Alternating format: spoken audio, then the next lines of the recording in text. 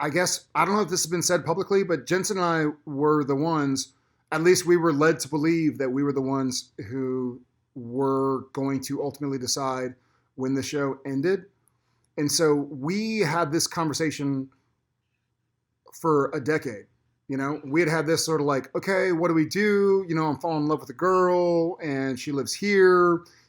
We ultimately made the decision, I think, believe it or not, I think he and I made the decision during the filming of season 13 that season 15 would be it. And so as far as that's concerned, that was our news to share. And that sounds arrogant. And I don't mean it to sound like, well, we decided. And by the way, I don't want that. I don't want somebody showing up my house like protesting. So it just felt like, we'd had this discussion with people we love and care about and other members of the cast and crew. And we sort of said like, okay, we got to get home. He and his wife and kids live in Austin. Jen and I and the kids live in Austin. And so we had made that commitment to each other, like to stick with it. And we had a few dinners with a few higher ups who will remain nameless because I don't want to sell them out, where they would say, hey, you sure? You sure? And we had to go like, we're sure. And we weren't sure. We weren't sure at all. But we were, 60-40. So the show had already been destined to finish its current iteration in season 15. And then, yes, Jensen and I were in Los Angeles. I think we had done some conventions, and the four of us sat down, Bob Singer, Andrew Dabb, Jensen Ackles, and myself, and heard like, okay, like what's this season look like? Like what's going on? So that was the first we heard of the story. I mean, I think we had spent 2,500 days on set with each other. And so we had talked about it left, right, and center. And so we had our ideas. We had gone through every idea. But I do think that that was the first time we heard like, okay, so here's the way it's gonna play. Let's hear it. Yeah. Were you pretty instantly on board? I know you and Jensen had like different experiences with that. I was absolutely 100% instantly on board.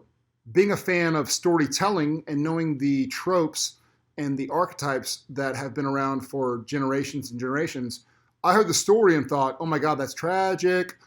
Like wonderfully tragic and wonderfully optimistic in some way, shape, or form.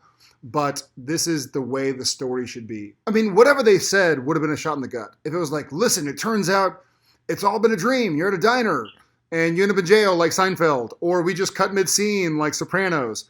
No matter what you hear, if it's like, hey, you die happy in bed, you'd be like, I die in a bed. Like there's some bit, or not that it's about death, but if you hear the way something's going to end, like, hey, after your trip around the world on a motorcycle, you pull in and you run out of gas, or you don't. And you're like, well, we should have run out of gas, or we shouldn't run out of gas. Like, no matter how the story ends, I think there's some degree of like, what? But beyond that, I was able to be as objective as possible, as soon as possible, and go, man, that's a great story. That's a great way for Sam and Dean to continue to tell their story. So then pre-COVID, when you actually get like the script, what was your experience of like actually reading it for the first time? I want to be very careful with this and not use hyperbole. I think I cried every time I read the script. And not because of what happens in the script. This is not like, oh, they are this and that, and they're going through this and that. I think it's just, it was weighing so heavily on me as Jared that I knew it was affecting me. And so I was sort of like, I don't want to lose myself in the scenes. I mean, we have all sorts of scenes in the episode, and some are super silly and some are super strong. And I read every scene and cried every scene.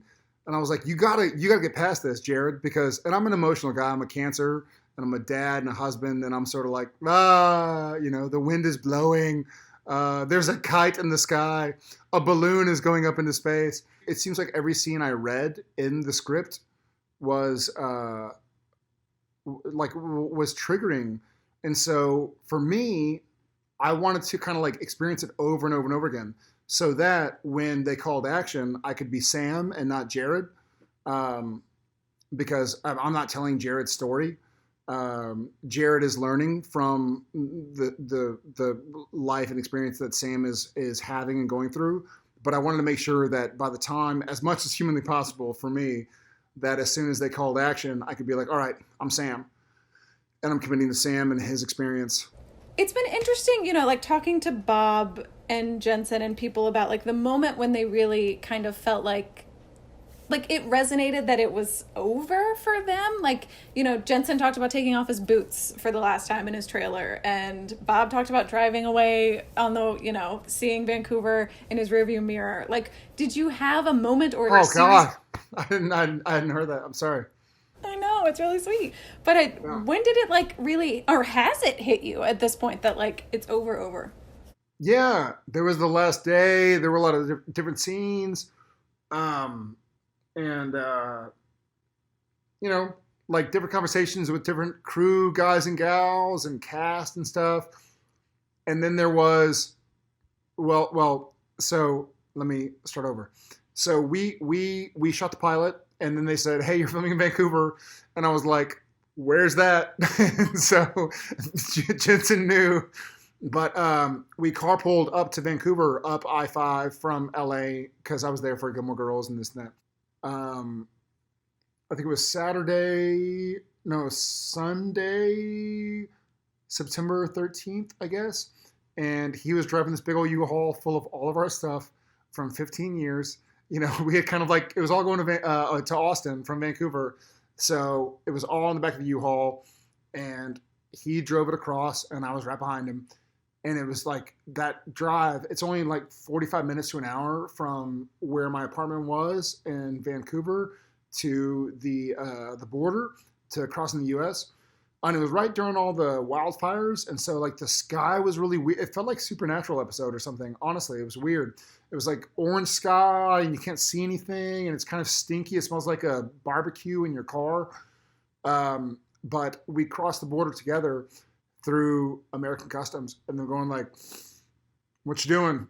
And we're like, "Hey, we're we were here shooting a TV show, and we're going back home." And they were like, "All right, what show?" We're like, "Supernatural." And they were like, "Oh, yeah, y'all been coming back and forth for a while." We're like, "We sure have. We sure have." It has to feel good though. Like you've said you love this finale though. It has to feel good knowing that like you love the way this thing you love so much ends. Yeah, I do. I do. I feel like, when there's something you love deeply, I mean, this sounds so cheesy, but this has been a real big lesson. And like when you love something, you let it go and you let it live on as it is, and let it kind of go on with integrity. And so we were so strong. I mean, trying to be objective, and I'm not talking about like, damn, Jared, you done good in 13 or 14 or 15 or something. This wasn't like, man, I'm doing really good, really goodly, I should go and walk away. It's more like, man, this show is so powerful right now. I want to go out on a high note. And Ackles felt the same way, I know, because we talked, several times a week. And Thursday's gonna be really difficult. Um, but I feel really proud to have been a part of this. And I can't stress enough that I feel like I was just one of the people there that was there trying to tell a great story. Um, and I think that's why when I heard the way that season 15 was being planned, why I went like, man, that's great and that sucks, but it's the best way to tell the story.